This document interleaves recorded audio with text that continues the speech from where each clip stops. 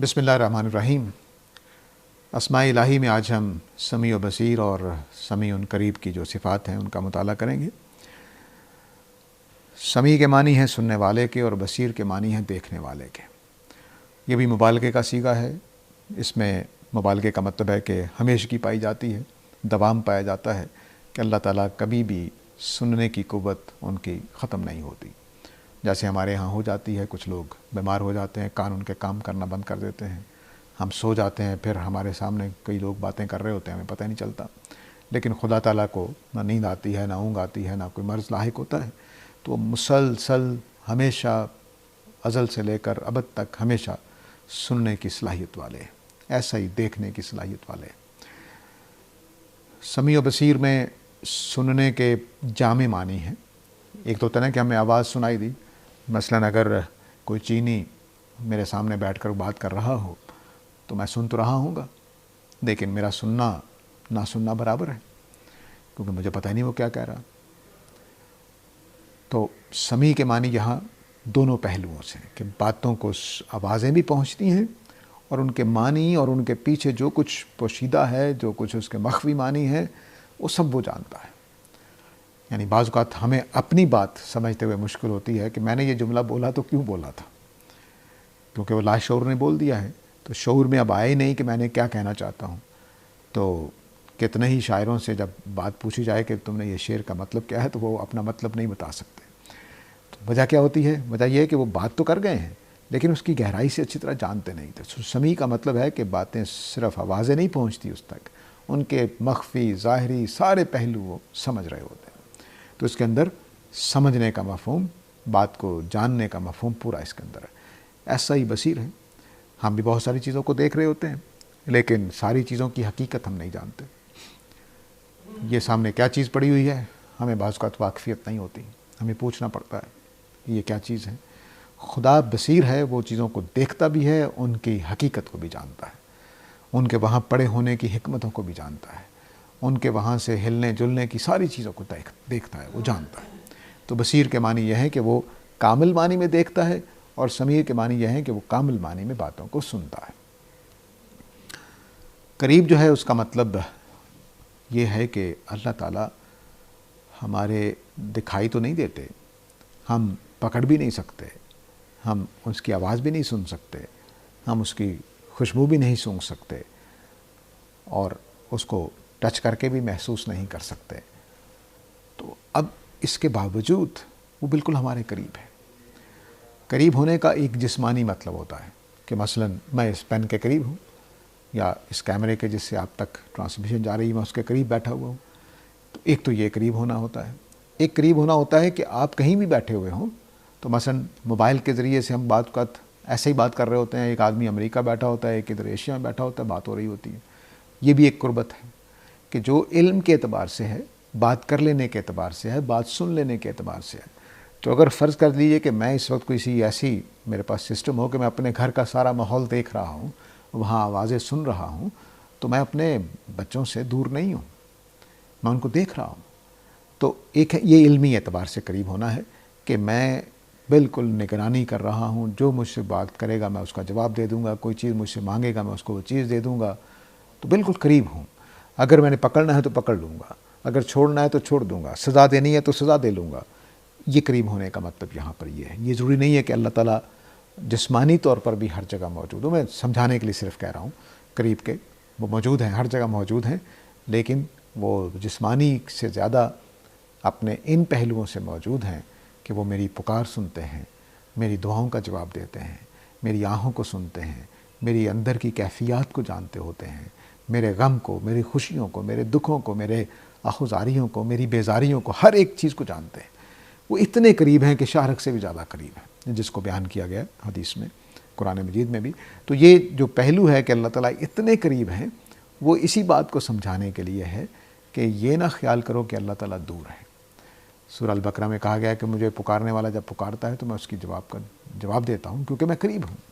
تو قریب ہونا جو ہے وہ یہاں ہم تو چونکہ سمیع و قریب کے پہلو سے دیکھ رہے ہیں، تو قریب ہونے کا مطلب یہ ہے کہ اللہ تعالیٰ ہر جگہ موجود ہے، علمی اعتبار سے، کام کرنے کے اعتبار سے، مدد کرنے کے اعتبار سے، باتیں سننے کے اعتبار سے، لوگوں کو جاننے کے اعتبار سے، ان کا معاملہ حل کرنے کے اعتبار سے، ان کی مشکلیں دور کرنے کے حساب سے اللہ تعالیٰ بالکل قریب ہے۔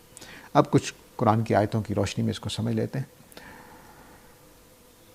پہلی آیت میں نے سورہ نساء کی لی ہے، 58 آیت ہے۔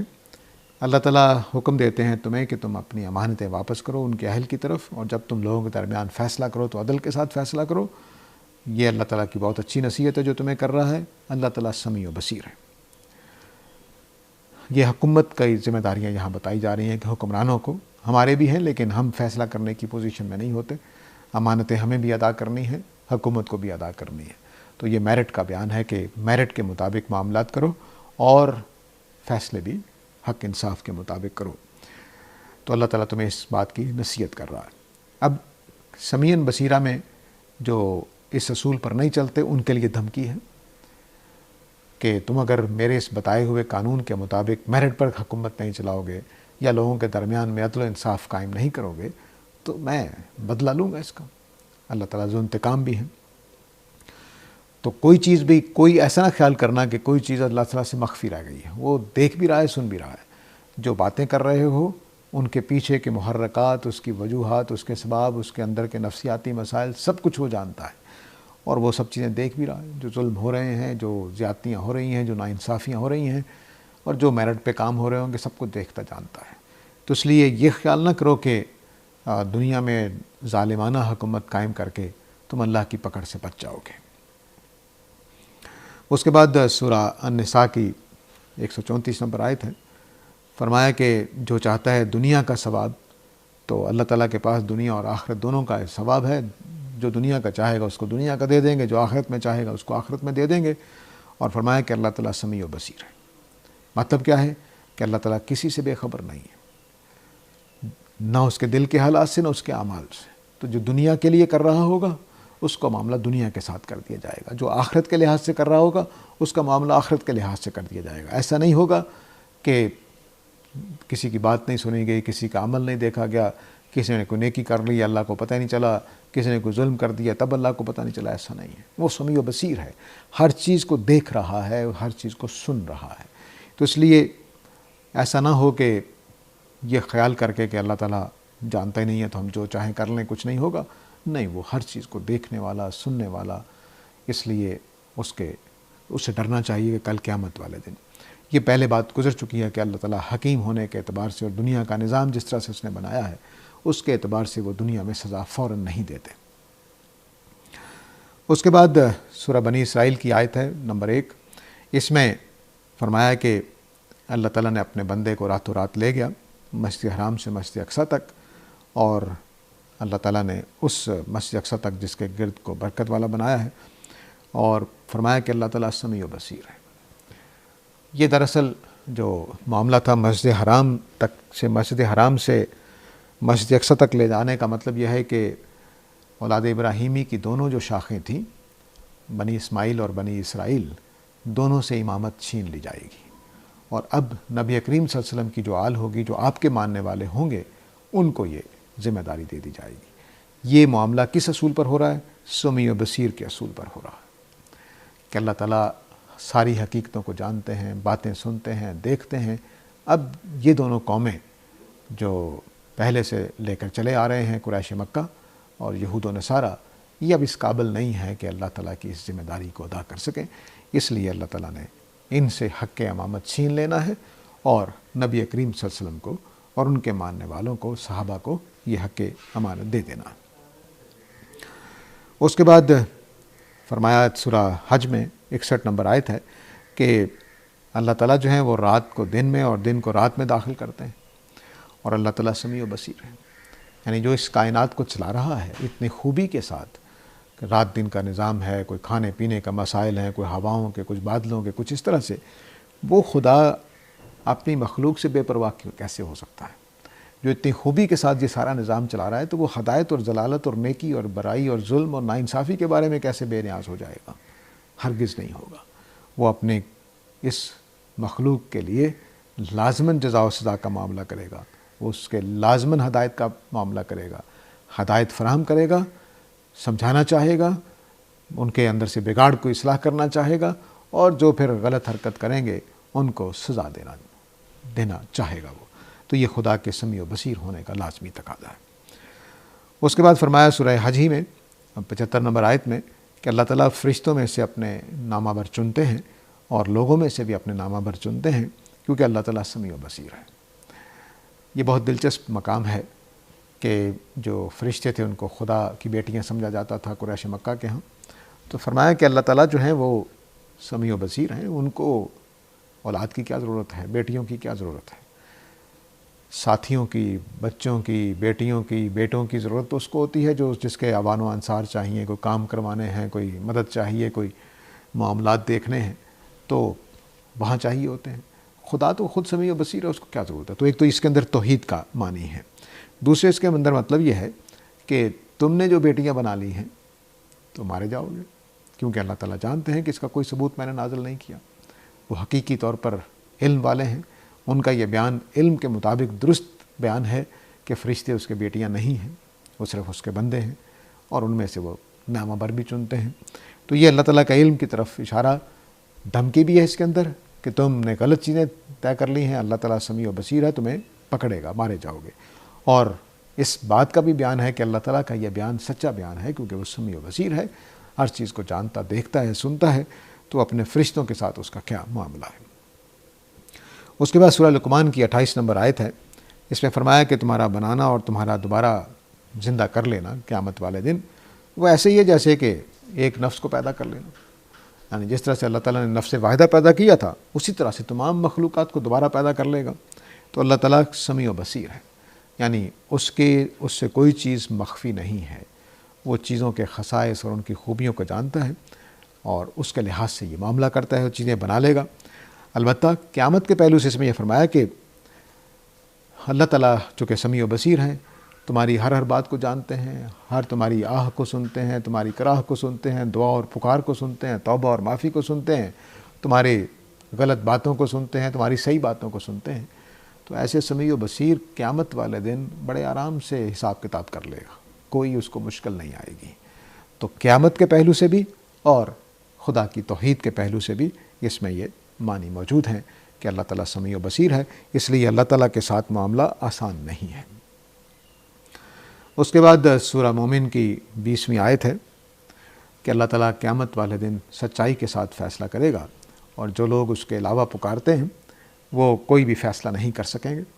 جن کو پکارا جاتا ہے وہ کوئی فیصلہ نہیں کر سکیں گے کیونکہ اللہ تعالیٰ ہی سمیع و بصیر ہے. تو اس سے جو پچھلی آیت میں ہم نے فیصلے کے ساتھ اس کو جوڑا تھا کہ سمیع و بصیر ہی کو حق پہنچتا ہے کہ وہ فیصلہ کرے، کیونکہ جو باتوں کو سن نہیں سکتا، سمجھ نہیں سکتا، دیکھ نہیں سکتا، ان کے معنی سے واقف نہیں ہے، ان کے وجود سے واقف نہیں ہے، ان کی وجہ سے واقف نہیں ہے، تو وہ فیصلہ کیسے کر سکتا ہے.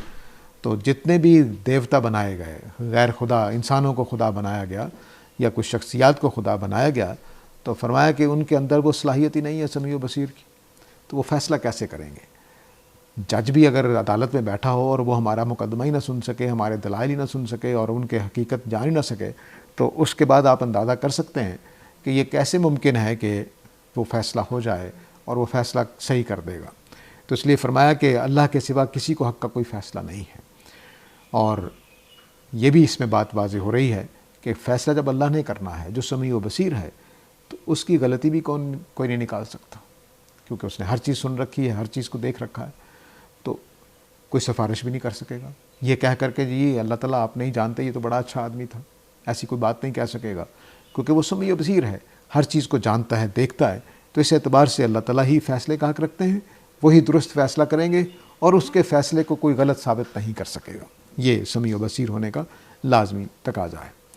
اس کے بعد فرمایا کہ جو اللہ تعالیٰ کی آیتوں میں، یہ سورہ مومن ہی کی 56 نمبر آیت ہے کہ جو اللہ تعالیٰ کی آیتوں میں بحث کرتے ہیں بغیر ثبوت کے، بغیر دلیل کے، تو ان کے اندر کبر ہے جس کی وجہ سے وہ ایسا کر رہے ہیں.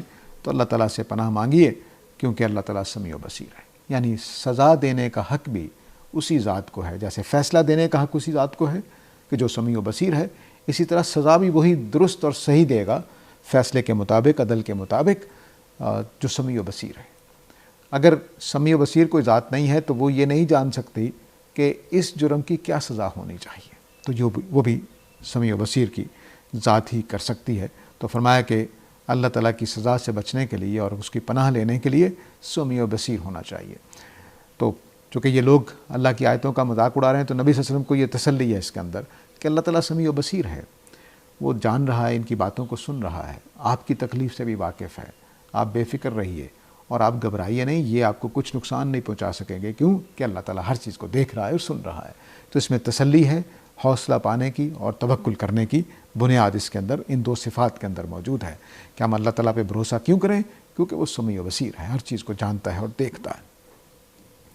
اس کے بعد سورہ شورى کی آیت نمبر 11 ہے، اس میں فرمایا کہ فاطر السماوات والارض، اللہ تعالیٰ نے زمین و آسمان بنائے ہیں تمہارے لیے، تمہارے اندر سے تمہارے جیسی تمہاری بیویاں بنائی ہیں یا شوہر بنائے ہیں، جوڑے بنائے ہیں تمہارے، اور وہی اسی نے تمہیں اس زمین میں بکھیرا ہے، اور اس جیسی کوئی ذات نہیں ہے، وہ سمیع و بصیر ہے۔ تو کائنات کو چلانے والی ذات کون ہے؟ سمیع و بصیر ذات ہے۔ تو کائنات کو چلانا، اس کو قائم رکھنا اس بات کا تقاضا کرتا ہے کہ اللہ تعالیٰ سمیع و بصیر ہیں، تبھی یہ کائنات چل رہی ہے۔ اگر وہ ذرا غافل ہو جائیں تو ہو سکتا ہے کہ کوئی کون سی چیز کہاں جا پڑے۔ تو غفلت، خدا کے ہاں اونگ نہیں آتی، سوتے نہیں ہیں، وہ ساری کائنات کی نگرانی کر رہے ہیں، دیکھ رہے ہیں کون کیا کر رہا ہے کیا نہیں کر رہا ہے، اور یہ معاملات سمیع و بصیر ہونے کی وجہ سے۔ تو کائنات جو سمیع و بصیر ہونے کی وجہ سے چلا رہا ہے تو اسی کائنات کا حصہ ہم بھی ہیں، تو ہمارے معاملات بھی خدا سے پوشیدہ نہیں ہیں۔ وہ جب پکڑنا چاہے گا پکڑ لے گا، اس کی حکمتیں اور جو اس نے دنیا کا نظام بنایا ہے وہ آخرت میں صحیح معنی میں پکڑے گا، لیکن دنیا میں بہرحال اللہ تعالیٰ کس طرح سے معاملات کرتے ہیں۔ اس کے بعد ایک سورہ مجادلہ میں ایک خاتون اپنے شوہر کے بارے میں نبی صلی اللہ علیہ وسلم سے کچھ سوالات کر رہی تھی کہ انہوں نے قسم کھا رکھی ہے کچھ اس طرح کی، تو اس کے اوپر وہ نبی صلی اللہ علیہ وسلم سے آ کر بات کرتی تھی، تو اللہ تعالیٰ نے کہا کہ میں نے اس عورت کی بات سن لی جو آپ سے آ کر بحث کر رہی تھی اور اللہ تعالیٰ سے شکایت کر رہی تھی، اللہ تعالیٰ تم دونوں کی گفتگو کو بھی سنتا رہا ہے، کیونکہ اللہ تعالیٰ سمیع و بصیر ہے۔ اس میں بڑی اپنائیت ہے۔ تو یعنی کچھ لوگ جو اللہ سے گڑ گڑاتے ہیں، اللہ سے باتیں مانگتے ہیں، ان کے لیے اس میں تسلی ہے کہ اللہ تعالیٰ تمہاری باتیں سن رہے ہیں، ان کو مان بھی رہے ہیں، ان کے لیے خدا کے لیے، لیکن وہ اپنی حکمتوں کی وجہ سے کچھ کام دیر سے کرتے ہیں، کچھ کام کریں گے ہی نہیں، کیونکہ اس کے اندر ہی تمہارے لیے فائدہ ہے۔ تو اللہ تعالیٰ کو پکارتے رہو، وہ تمہاری باتیں سن رہا ہے، جاننے والا ہے، ایسا نہیں ہے کہ وہ فراموش کیے بیٹھا ہے، لیکن اس کی حکمت، اس کا ضابطے جو دنیا جس طرح سے بنائی ہے، اس کی مرضیاں، اس کی شانیں، اس کے بیچ میں بعض اوقات یہ فیصلہ ہوتا ہے کہ یہ چیز آپ کو نہیں ملنی ہے، لیکن وہ آپ کی دعا سن رہا ہوتا ہے، ایسا نہیں کہ وہ سن نہیں رہا ہوتا۔ اس کے بعد اگلی سورہ سبا کی آیت 50 ہے، اس میں ایک بات یہ کہی گئی ہے کہ